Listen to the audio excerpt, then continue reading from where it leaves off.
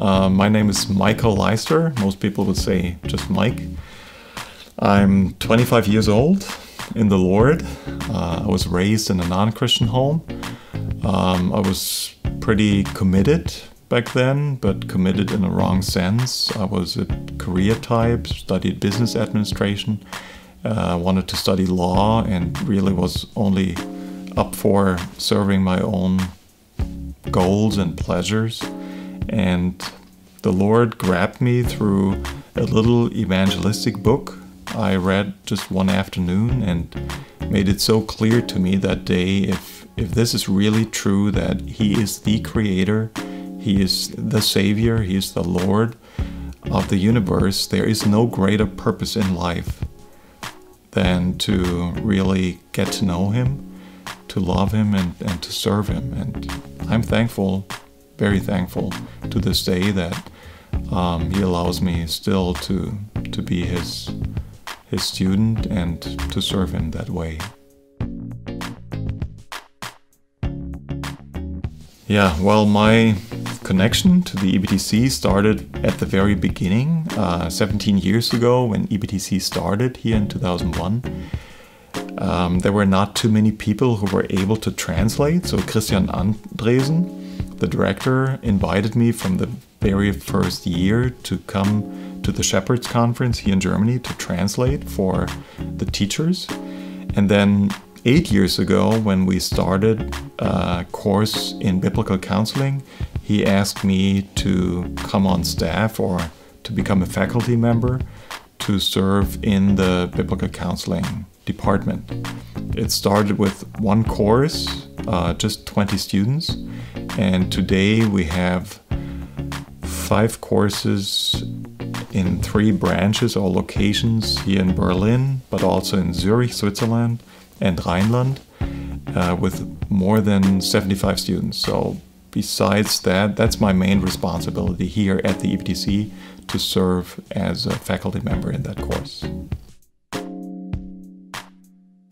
The Lord started a local church about 23 years ago in a place close to Fulda, which is 1 hour east of Frankfurt.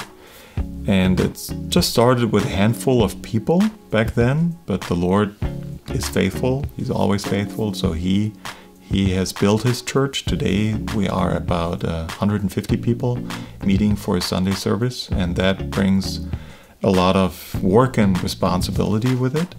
So about 17 years ago, we were able to install a board of shepherds, elders, pastors. We do believe in the plurality of elders. So from that time on, I was able to serve as one of those shepherds.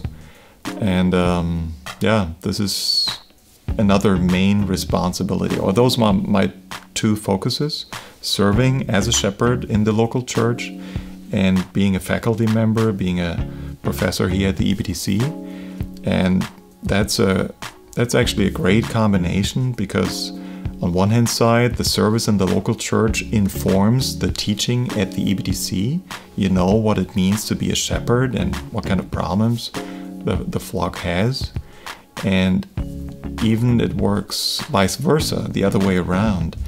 At the EBTC, I get exposed to other faithful shepherds, teachers, because it's the policy that no faculty member should be full-time. We should all have our foot in the work the Lord does in the church, being a shepherd, or at least have the qualifications of a shepherd.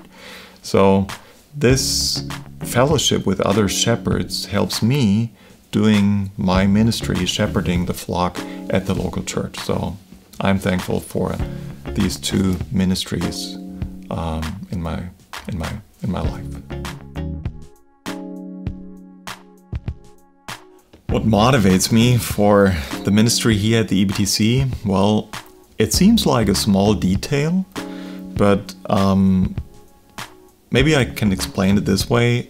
I get invited to speak at churches in the country quite frequently, but I'm pretty reluctant to follow those invitations. I do those things like small conferences or seminars, but not that often.